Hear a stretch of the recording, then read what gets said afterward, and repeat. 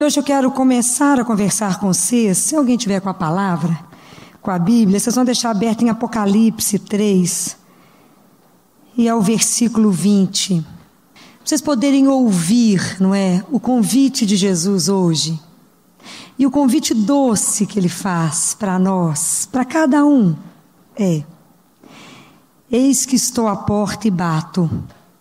Se alguém ouvir minha voz e abrir a porta, entrarei em sua casa e cearei com ele e ele comigo. Olha o convite que Jesus está fazendo hoje para cada um de nós. Eis que estou à porta e bato. Se você abrir, eu entrarei e cearei com você. Olha que convite Ele nos faz.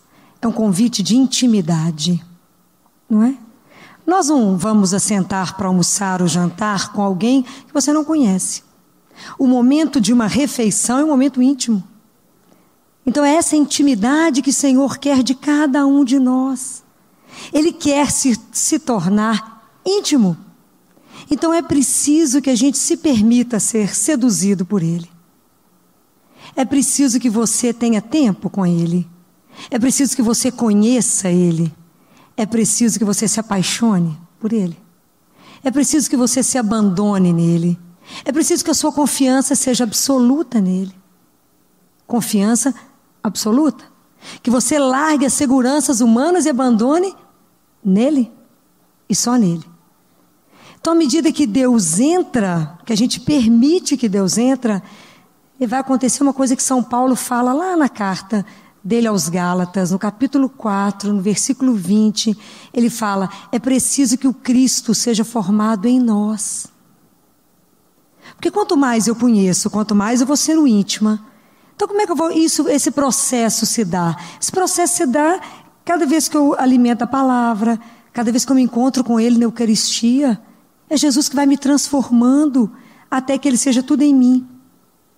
Então, à medida que Deus se forma em mim, não é? Jesus continua batendo na porta. Para quê dessa vez? Eis que estou à porta e bato, para que Ele possa sair. Quem é que vai levar Jesus ao irmão? Sou eu. É cada um de nós, que já formou Ele no coração e por isso leva. O que acontece com cada um de nós? Muitas vezes, de acordo com a faixa, com a caminhada espiritual que nós estamos, a semente da fé que nós recebemos lá no batismo, nós não deixamos ela desenvolver. E aí nós passamos a ter um coração tão duro, um coração de pedra.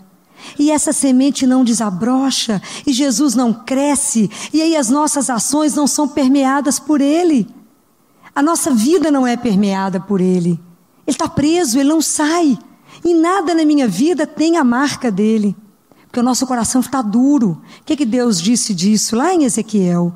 Eis que vos darei um coração novo. Eu vou tirar o coração de pedra e vou dar um coração de carne. Para isso é preciso nascer de novo. Para isso é preciso gerar Deus em mim. Ou então nós fazemos o seguinte: meu coração já não é de pedra, eu já tenho um tempo de caminhada espiritual.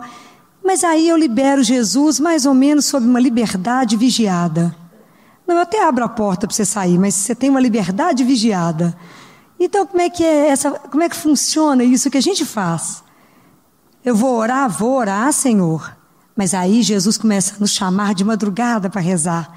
Aí a gente fala com Ele assim: não, eu vou orar, tudo bem, né, Senhor? Mas de madrugada você também está pedindo demais. Ou então a gente fala: não, obedecer sim, vou ser obediente. Não, mas também você já está abusando da minha disponibilidade. Então a gente começa a colocar regras para Deus. Então nós estamos segurando Deus. E a gente não permite a nossa caminhada espiritual. E Deus precisa de sair.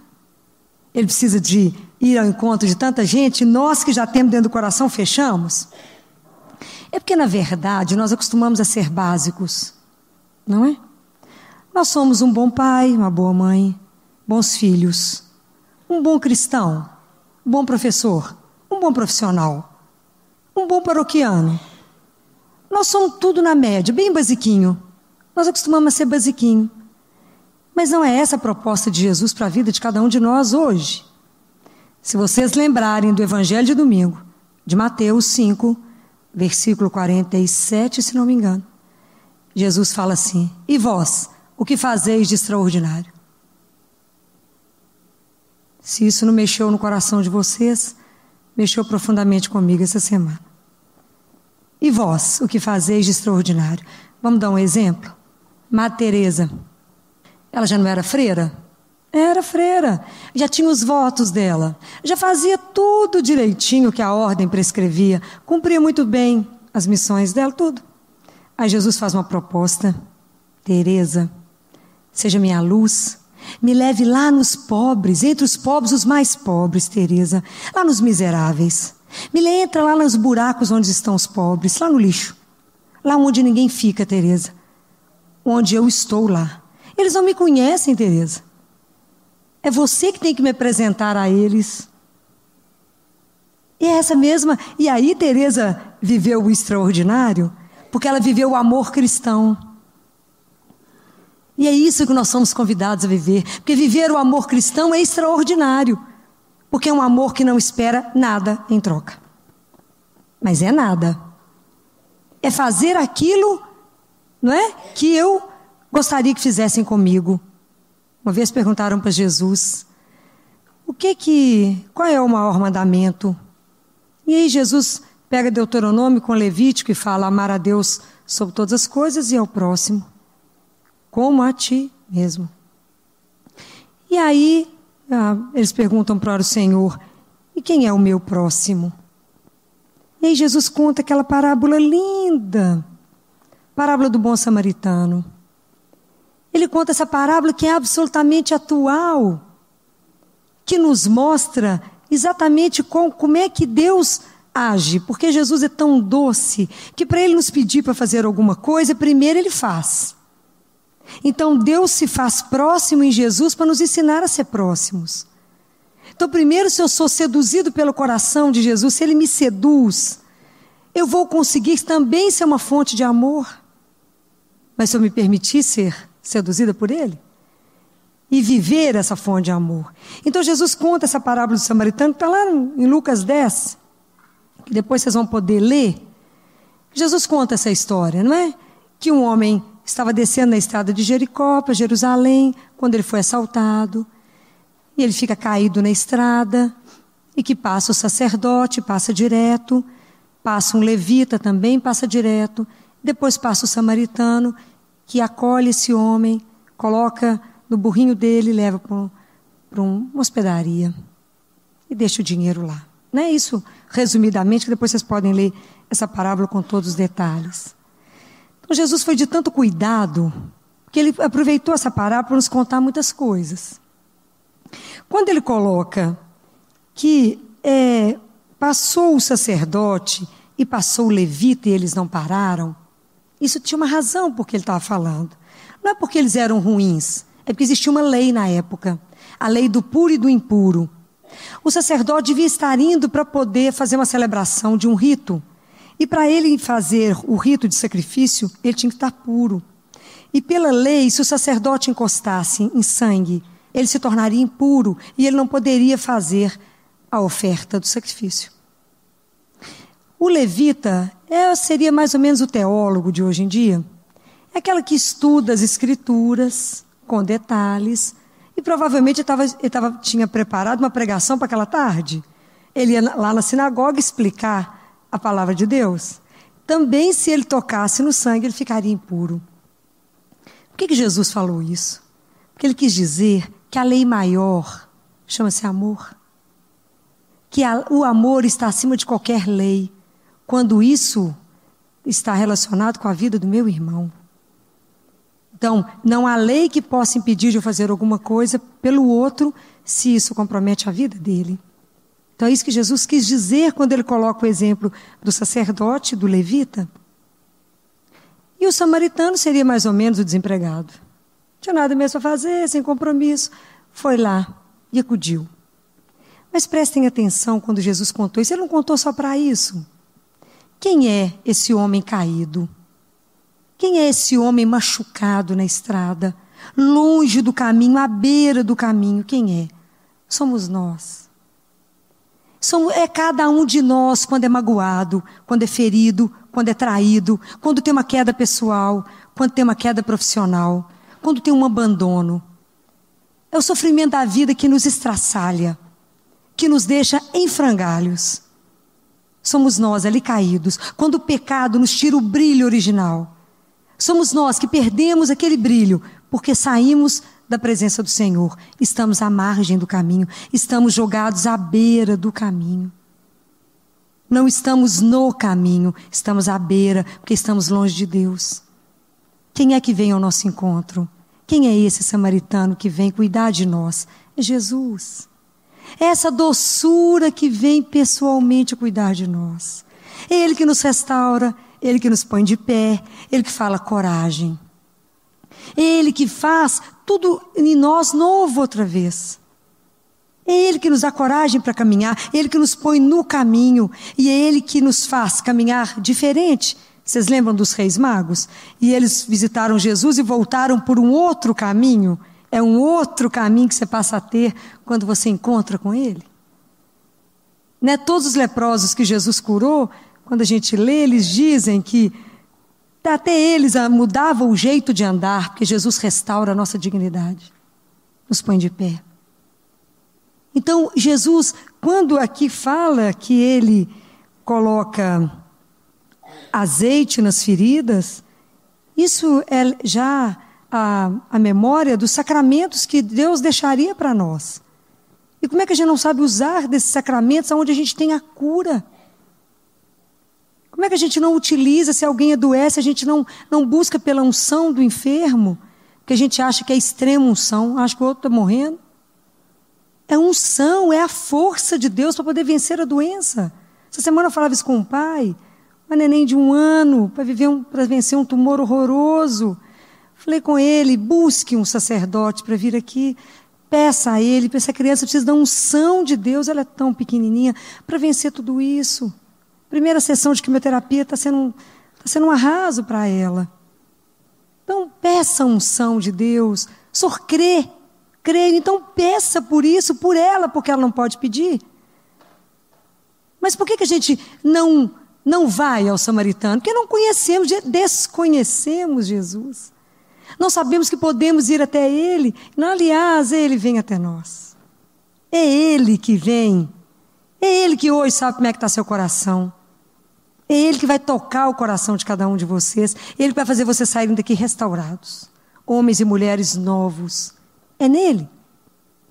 Então é esse Jesus que nos ensina como é que Ele agiu com o irmão, que vem nos ensinar a fazer a mesma coisa. Está escrito na palavra de Deus. Da mesma forma como vocês são consolados, é que vocês irão consolar. Então, se eu recebo tudo isso de Deus, sou eu que vou levar isso ao meu irmão? É por isso que Jesus bate para sair, porque Ele já formou em nós. E quanto mais a gente conviver com Ele, nós vamos tendo a experiência de olhar para o irmão e perceber que está acontecendo alguma coisa de errado. Que tem alguma coisa nele que eu preciso dar uma palavra. Porque à medida que eu me encho de Deus, é Deus em mim que vai fazer isso no meu irmão. Mas a gente acha que faz isso sozinho? Não. É por isso que eu me abasteço da palavra, eu me abasteço da Eucaristia, porque é Ele que vai comigo. Jesus ia com Madre Teresa. Teresa, me leve aos irmãos. Da mesma forma, se a gente permitir, o próximo vai chegar em nós. Não é nem a gente que o acha, gente, é Ele que nos acha. Porque para essa transformação acontecer, para me ser uma fonte de amor no outro, essa revolução tem que ter acontecido dentro do meu coração. Enquanto essa transformação não acontecer dentro de mim, eu não conseguirei ser uma fonte de amor para o meu irmão. Como é que eu vou conseguir ser um samaritano na vida do outro? Acolher o outro, ajudar a aliviar a dor do outro, lembrar ao outro que existe um Deus que é Pai, ajudá-lo na caminhada, colocá-lo de pé, restaurar a esperança, falar, existe um outro dia. Hoje a misericórdia se renova. Lembrar para ele as palavras que talvez ele nunca tenha escutado. E deixar que ele sinta o amor de Deus. Porque o dia que a gente começar a viver profundamente o amor cristão, nós não vamos precisar de falar a palavra Jesus. Ela já vai estar explícita. As pessoas vão olhar para nós e falar, só pode ser Jesus? Porque é um amor sem interesse? Eu busco o bem do meu irmão e eu vou fazer por ele aquilo que eu gostaria que fizessem comigo. Essa é a lei, não é? Faça com o irmão aquilo que você gostaria que fizessem com você. O que nos impede? O egoísmo, né? Nós temos um coração duro, fechado. Nós só acumulamos, só guardamos para quê? Para quê? Para nada. Porque não vamos levar nada. Cada vez que eu vou vivendo a morte das crianças lá no CTI, eu falo, não levamos nada, não é, chefe? Porque eu tenho que tirar tudo que eles estão lá. Se tem algum brinquinho, se tem alguma pulseirinha, tudo fica. E nós acumulamos tudo e não prestamos atenção no irmão que está do nosso lado. Jesus nos convida a uma comunhão de amor, isso já é céu. Eu viver uma comunhão de amor com a Trindade e uma comunhão de amor com meu irmão. Por que fica tão difícil? Porque já não deixa o Espírito Santo nos lavar e nos conduzir. Porque é Ele que vai nos conduzir. É Ele que vai nos mostrar o caminho. É Ele que vai começar a te alertar para a necessidade do outro. É Ele que vai te mostrar o que o seu irmão está precisando. Porque às vezes o outro não vai falar. Mas o Espírito Santo vai te dando uma sensibilidade de você perceber no seu irmão a necessidade. Você vai olhar no olhar do outro e perceber que hoje ele está abatido, que ele está triste. Talvez ele precise ser consolado como você está sendo consolado. Mas para isso é preciso ter olhos para ver. Mas não é aquilo que a raposa disse para o príncipe, lá no Pequeno Príncipe? O essencial é invisível aos olhos. Só se vê bem quem vê com o coração. Nós temos que pedir a Jesus que nos dê o coração igual ao dele. Um coração manso e humilde. Um coração sensível ao meu irmão. Para que eu também possa de mim jorrar. Esse é o compromisso. Esse é um desafio. Para a gente pensar, o que eu estou fazendo na minha vida que é extraordinário? Viver o amor não é computar o amor. Não é fazer cálculos. É muitas vezes viver uma vida sem nenhum brilho aos olhos do mundo. É só cumprir ali. É fazer tudo que você tiver que fazer com muito amor. É cuidar daquele que está perto de você com a delicadeza que o amor te exige. Mas a gente não pode achar que que mandamento é ordem, que ninguém é obrigado a amar ninguém. Deus não nos obriga a amar. Se a gente lê Deuteronômio 5, a gente vai ver como é que Deus falava, né? Quando Moisés falou, amarás o Senhor teu Deus. É porque Deus tem a esperança que um dia nós vamos amá-lo, com todo o nosso coração, com toda a nossa alma e toda a nossa força. Porque o dia que a gente amá-lo assim, e se sentir amado assim, eu vou conseguir mostrar para o meu irmão esse amor. Porque o amor que ama o irmão é o mesmo amor que eu sou amada. Mas para isso eu preciso me abrir. Eis que estou à porta e bato. Esse convite é diário. Porque é todos os dias que eu preciso ser renovada no amor de Deus. É todos os dias. E é todos os dias que Ele coloca um irmão no meu caminho. Todos os dias a gente encontra com alguém que talvez nunca tenha ouvido falar do amor de Deus. Tantas pessoas que estão aí à margem, dilaceradas, destruídas. Quantas? São muitas. Hoje, lá no CTI, eu chorava com a prima do rapaz, daqueles 2 rapazes que foram assassinados lá na Serra. Que um deles era também auxiliar de enfermagem no João 23. Era primo dessa minha funcionária. E hoje ela trabalhou o dia todo chorando. E hoje a gente conversou muito, tivemos muita oportunidade de conversar sobre Deus, sobre a justiça de Deus. Sobre essa dor de quando uma família é arrasada dessa forma. Mas se você não tiver o que falar dentro do seu coração, você vai confortá-la em quê? Nós precisamos, por isso a gente precisa se alimentar todo dia. Isso é um desafio, não é? Viver esse amor da forma como Jesus nos convida é um desafio.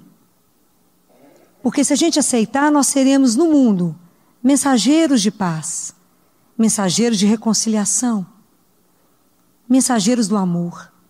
se nós cristãos aceitarmos esse desafio de sairmos do basiquinho onde nós estamos, para poder ter a coragem, a ousadia de viver o amor cristão, porque ele não é um amor normal, mas é um amor que se interessa verdadeiramente pelo outro.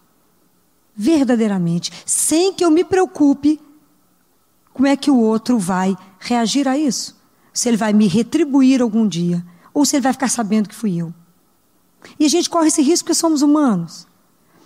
Quando eu comecei no Baleia, isso tem 20 anos, lá no hospital, e na época a gente não tinha uma central de regulação, e era fácil as pessoas chegarem na casa da minha mãe e eu trazer todo mundo para operar aqui em Belo Horizonte ou para internar. Às vezes eu trazia no domingo à tarde no meu carro, que era fácil, né? Eu já colocava direto no hospital. Foram milhões de cirurgia.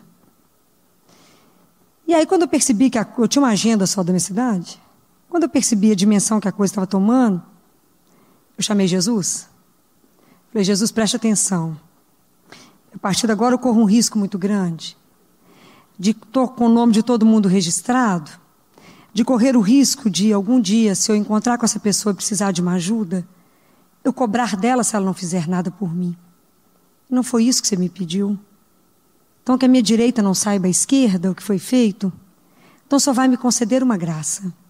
Não me permita lembrar de ninguém que eu tenha ajudado na minha vida. As pessoas que eu tenho ajudado, Senhor, por favor, que eu nunca fique sabendo disso. Não consiga me lembrar. E é tão impressionante que as pessoas às vezes me param, me contam umas histórias lá na minha cidade, ou no hospital, que eu falo, mas a senhora tem certeza que fui eu? Tenho certeza que foi você? Eu falo, mas é porque realmente eu não me lembro, não é por descaso. É para me proteger de pecar. Porque somos humanos e somos frágeis. E nós somos convidados a viver mesmo em comunhão de amor. Só isso. Mas para isso é preciso abrir o nosso coração para viver essa comunhão. Para começar a ver no outro o Senhor. E para começar a fazer pelo outro o que eu gostaria que fizessem primeiro comigo. E aí eu tive uma experiência com isso, eu não sei se vocês tiveram já alguma experiência, de poder ver Jesus profundamente no irmão. Não sei se algum de vocês viveu isso. Se alguma vez vocês foram visitados mesmo por ele. E eu tive uma experiência com ele há muitos anos. E para me contar isso aqui para vocês, eu pedi permissão a ele. E pedi a ele que ele me permitisse, se ele estivesse de acordo, que eu contaria isso para vocês. E depois eu vou contar para vocês como é que ele me confirmou isso. Há uns anos atrás, todo mundo sabe que eu vou à missa diariamente, há muitos anos eu tenho essa graça. E num sábado pela manhã, que eu fui à missa também às 6:30 da manhã, quando eu saí da missa, eu falei com Jesus assim, ô Gê, vamos na padaria tomar um café? Peguei o carro e fui embora, para a padaria. Não vamos trabalhar mesmo, né? Vamos para a padaria, tomar café. Quando eu cheguei na padaria, que eu manobrava o carro, eu vi um irmão de rua assentado na porta da padaria, que não era hábito nessa padaria.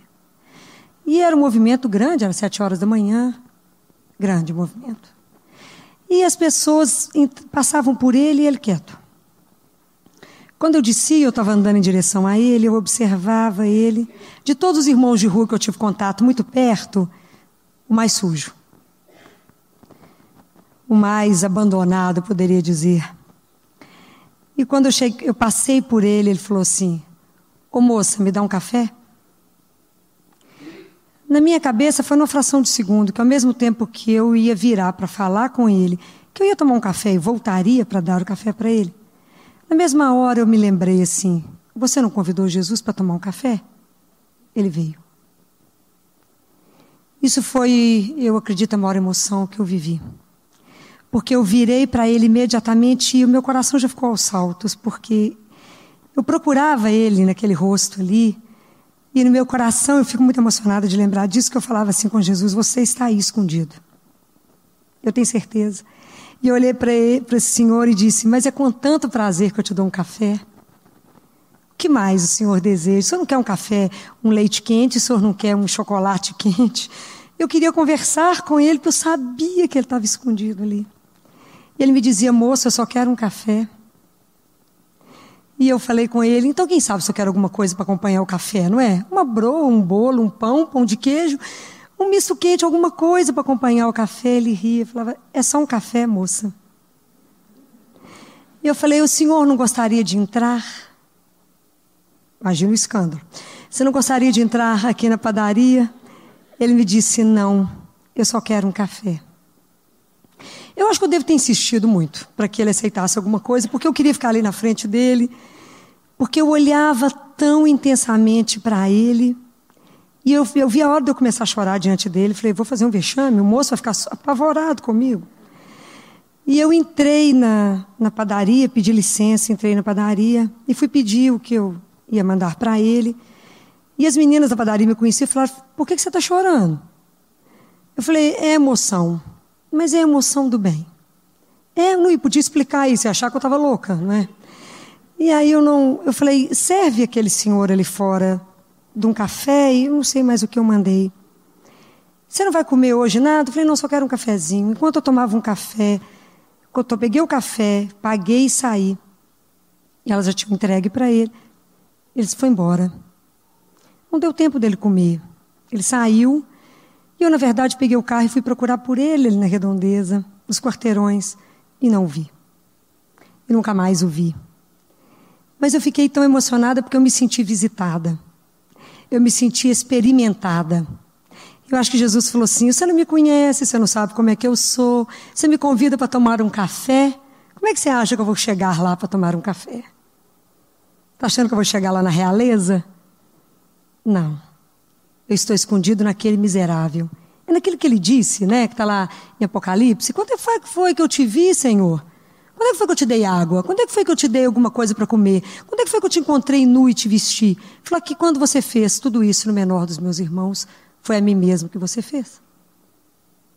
E aquilo me deixou tão marcada que aquele sábado eu só chorei.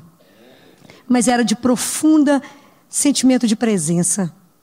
E foi um dia que eu me senti muito perto. Ele chegou perto para falar: se você me procurar ali, você me encontrará. É no menor, é no mais abandonado, é no mais sujo, é ali, naquele que é seu irmão, que um dia vocês estarão juntos diante de mim, e provavelmente é ele que abrirá a porta para você. Então, quando eu fiquei pensando tanto nisso, se eu contaria isso para vocês ou não, porque eu acho que eu nunca contei isso para ninguém. Tudo que eu vou fazer, eu perguntei para Jesus, evidentemente. E na sexta-feira, agora, eu estava na missa cedinho.